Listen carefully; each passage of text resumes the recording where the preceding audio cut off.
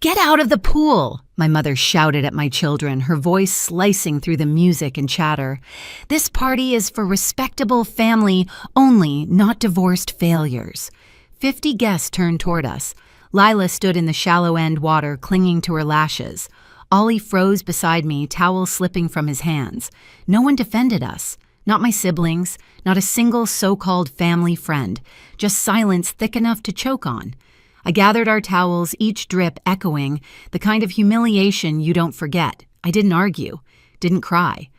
We walked out wet, shaking, holding on to each other. But the real story didn't start at that pool. It started the next morning when her realtor called. My name is Sadie, and somewhere along the way, I became the person who keeps her voice low so others don't raise theirs. Not because I'm weak, just because I learned early that quiet is sometimes the only space left for someone like me. Growing up with my mother, Evelyn, meant living under a spotlight I never asked for and could never escape. She didn't nag, she performed. Every gathering, every holiday, every small moment was a stage where she needed to shine, and the rest of us learned to dim ourselves to make room. My children, Lila and Ollie, are the opposite of dim. Lila is 8 and sees the world like pages of a storybook, bright, emotional, impossible to ignore. Ollie is 6, soft-hearted and shy, holding on to me as if I'm the anchor he trusts in every room. They deserve a childhood without fear of becoming someone's punchline, especially not their grandmother's. I work as a software engineer, the kind of job people underestimate because it doesn't come with luxury handbags or fancy business cards. It's stable, quiet work that pays for our life, our routines, our safety. And for years, I let my family believe it was mediocre because correcting them felt pointless. Let them think I was barely getting by. Let them think simplicity was failure. Peace mattered more to me than proving anything. My sister Monica sits comfortably in Evelyn's approval, always polished, always agreeable. The golden child who learned to nod instead of push back. My brother Darren built a different survival strategy he avoids. Conflict with Olympic-level skill, drifting to the edges of any argument until no one remembers he's there. It's not that they're cruel, they just know Evelyn's storms and choose not to stand in the rain. And then there's the beach house, the one place my children loved without hesitation. To them it meant waves brushing the shore, sandy feet on the patio, and sunset walks with snacks in hand, and to Evelyn, it was something else entirely, a symbol she wielded like proof that her life, her family, her choices were superior to anyone looking in from the outside. What she never knew, what none of them knew, was that I owned the place. I had bought it years ago and let her rent it at a fraction of its worth. Not because she deserved it, but because I thought giving her something beautiful might soften the hard edges between us. It didn't. In my own home, the one I chose deliberately for its warmth rather than its size, life is slower. I fold laundry while my kids tell me stories. We cook simple meals. We make space for each other's feelings. There is no competition there, no measuring of worth, no whispered rankings of who is doing better in life. But as much as I tried to shield my children from my family's hierarchy, the pool party proved something I had ignored for too long. Evelyn never saw us as family. She saw us as an inconvenience she tolerated until she didn't. The morning of the pool party started with the kind of excitement only children can generate. Lila woke me up by climbing onto my bed, already wearing her swimsuit under her clothes. Ollie dragged his bucket of beach toys to the front door, insisting we might need them just in case the pool gets boring. I packed sunscreen, snacks, towels, the normal things a mother carries when she wants her kids to feel included, even if she herself is bracing for something else. The drive to the beach house took a little over half an hour winding through coastal roads, where the ocean appeared and disappeared between houses. Lila hummed along with a song on the radio. Ollie kicked his feet against the seat, staring out the window. I tried to enjoy their joy, to let it soften the knot in my stomach, but years of being around my mother had taught me to expect a shift in the weather even on the sunniest days. When we arrived, the place was buzzing, more crowded than I expected. People in sunglasses lounged by the pool. Kids splashed at the far end. My mother stood near the patio with a cluster of women from her book club, the ones who always spoke just a notch too loudly when they were trying to sound impressive. Lila spotted two cousins she recognized. She grabbed Ollie's hand and they ran ahead, their towels bouncing behind them. I followed, carrying the bag, doing my best to disappear into the flow of the party without needing Evelyn's approval. I didn't even make it to the shaded part of the patio before it happened. "Get out of the pool." Her voice cut through the air like a blade. Conversation stopped mid-sentence. Water splashing slowed. I turned toward the shallow end and saw Lila climbing down the ladder, her smile fading the second she realized the shout was meant for her. My mother stepped forward, voice louder, clearer, as if she wanted to make sure every last person heard her judgment. "This party is for respectable family, only not divorced failures." The words floated above the water, sharp and unmistakable. My children froze. Lila's hands gripped the cold metal ladder, her face pinking with confusion. Ollie pressed into my legs so tightly it almost hurt. 50 guests stared at us, some pretending not to, some openly watching. No one said a word. Not Monica, who stood by the snack table pretending to adjust her bracelet. Not Darren, who lowered his eyes to his phone. Not any of the people who had eaten meals at my table, who had smiled at my children, who claimed they were like family. I walked to the edge of the pool and held out a towel. Lila stepped out slowly, water cascading down her arms. I wrapped her up, pulled Ollie close, and gathered our things. Every drip from our clothes felt like a clock ticking inside my chest. No yelling, no arguing, just silence. We reached the car before either child spoke. Then Lila's voice came small and cracked. "Why does Grandma hate us?" I didn't answer right away. Because the truth was simple and devastating, I had allowed this to go on too long. I had allowed my mother's cruelty to shape the room we all stood inside. And in that moment, I knew something had broken, not in me, but in whatever was left of the fragile peace I had tried so hard to maintain. That night, after the kids fell asleep curled against each other on the couch, I sat at my small dining table in the dim light and listened to the quiet of our house. Not the tense, suffocating quiet of earlier. This was different. It felt like a pause between heartbeats the moment before a decision hardens into certainty. I pulled out the drawer where I kept a folder of documents I never planned to use in any dramatic way.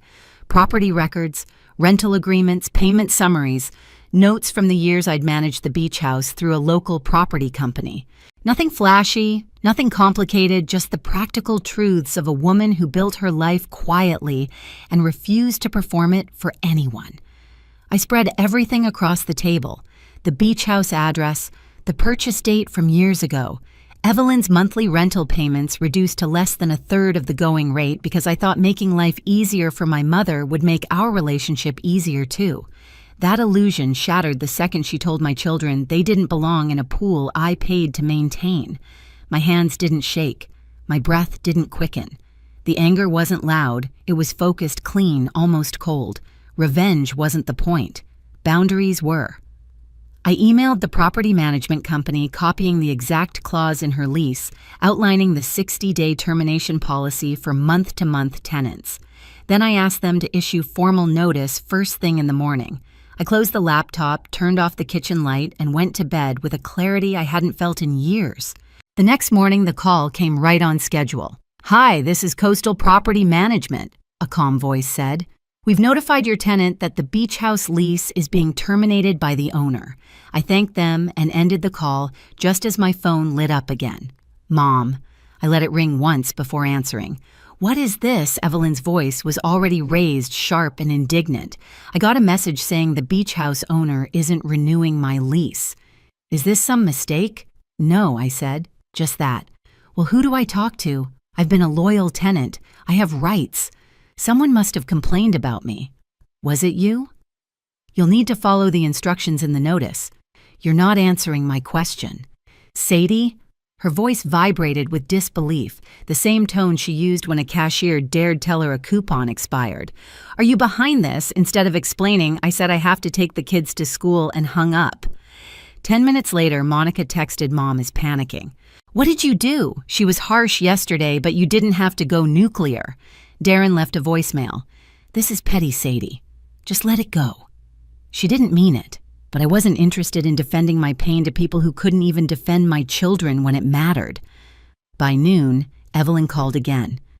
This time her voice wasn't angry. It was frightened. Please call me back. Where am I supposed to go for the summer? Everything near the coast is booked. I didn't respond. Not because I wanted her to suffer, but because silence was the only language she had ever ignored until now. And suddenly, it was the only one I was willing to speak. The official notice from the rental board arrived 9 days after the pool incident, an email confirming the date and time of the hearing Evelyn had requested. I read it once, twice, then closed my laptop. Of course, she filed a complaint. Evelyn had spent her entire life believing consequences were optional for people like her. She must have thought the hearing would end with someone apologizing to her for the inconvenience. For a while, I didn't think about the hearing. Life kept moving. Breakfasts had to be made, lunches packed, bedtime stories read. But every few days, another message arrived, long voicemails from Evelyn, begging, bargaining, occasionally, threatening to cut ties entirely if I didn't intervene with the landlord. Monica sent guilt-laced texts about family harmony and not traumatizing Mom. Darren sent a link to a random article about eviction laws as if that somehow proved I was being unreasonable, but none of them ever mentioned what happened at the pool, not once. The morning of the hearing, I dropped Lila and Ollie at school and drove to the municipal building in the center of town. It sat between a bank and an ice cream shop, a simple place with glass doors and beige walls, hardly the dramatic courtroom my mother probably imagined. I checked in at the front desk, was given a badge, and walked into hearing room B. The room held one long table for respondents, one for complainants, and a small raised platform where the hearing officer would sit. When I arrived, only 2 other people were there, the assistant clerk and the officer herself, a woman in her 50s with glasses and a calm, measured presence. I took a seat at the respondent's table, setting down the folder I had prepared. I kept everything neatly arranged: statements from the property management company, screenshots of messages from guests who had reached out after the pool incident, records of Evelyn's rental history, and the original purchase documents for the beach house. I didn't plan to wield any of it like a weapon. I just didn't plan to hide anymore. The door opened sharply. Evelyn walked in dressed in a crisp navy blazer and holding a leather portfolio she must have bought for occasions where she needed to look important. Her lawyer followed behind a man in an expensive suit who looked like he'd been briefed only with Evelyn's version of events. She froze when she saw me sitting at the respondent's table. "What are you doing over there?" she demanded, voice shrill enough that the clerk flinched. I didn't answer. The hearing officer stepped in before I had to. "Ms. Wilson," she said, addressing my mother, "please take your seat. We'll begin shortly." "Why is she sitting on that side?" Evelyn hissed, pointing at me. "She's not the landlord. She's the one who caused all this trouble." The officer looked down at her file. According to the documents submitted, Sadie Wilson is listed as the property owner. She is the respondent. My mother blinked as if trying to force her brain to rewrite the sentence. "That's impossible," she said. Laughing stiffly, "She doesn't own property. She can barely afford her rent." The officer raised an eyebrow. "The deed record on file is clear." I opened my folder and slid a copy of the purchase document forward, not dramatically, not triumphantly, just factually. The paper's edge made a soft sound against the table, quiet but definitive.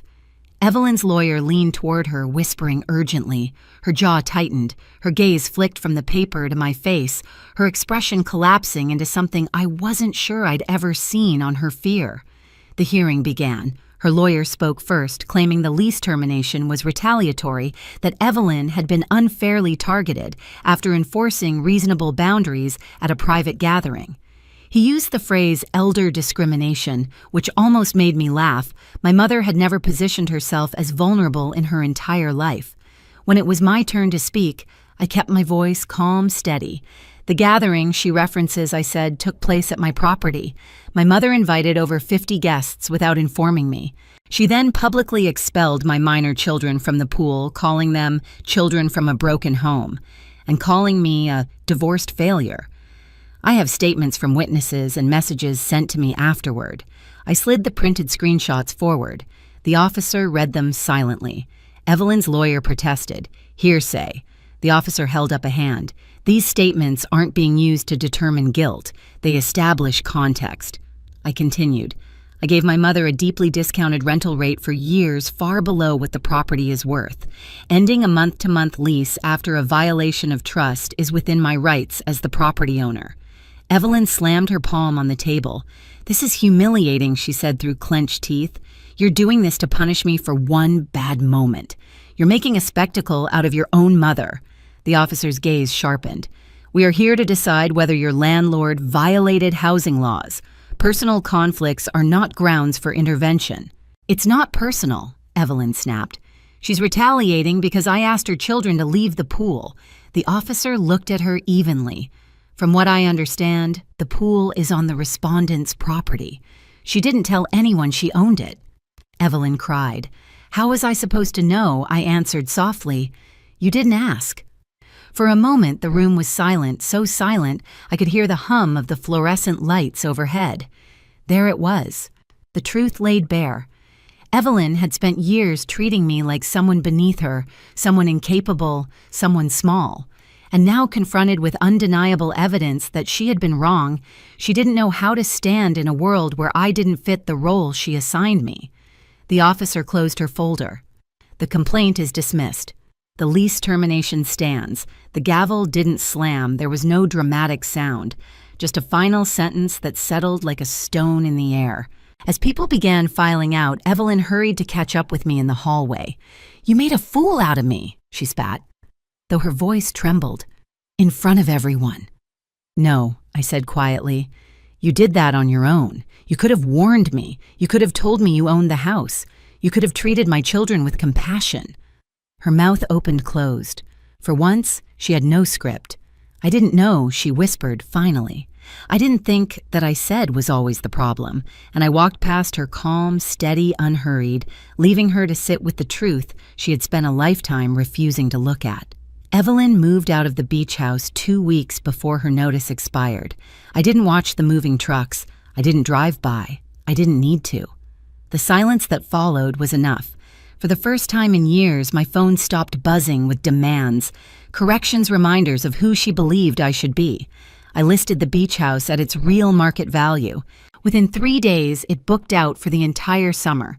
Every payment that came in went straight into 2 separate savings accounts, one labeled for Lila, one for Ollie. I didn't tell them where the money came from. I just told them their future was safe. On weekends, when the house was empty, I took the kids down to the coast. We swam in the same pool they'd once been chased out of. Lila dipped her hand across the surface of the water and said, "It feels different now." And she was right. It wasn't a place of humiliation anymore. It belonged to them as much as it belonged to me. 6 months later, on a cold December afternoon, Evelyn knocked on my door. Her voice was small when she asked to see the kids. She bent down, apologized to them first, then to me. I accepted the apology, but the boundaries stayed exactly where I put them. I've learned that dignity isn't something anyone can grant or take away. It's what you protect, even when the people who should love you decide to test it. My children and I built a life where kindness is the rule, not the exception, where we choose peace without surrendering our worth. If you've ever had to draw a line with your own family, share your story below. And if this one stayed with you, subscribe so you don't miss the next.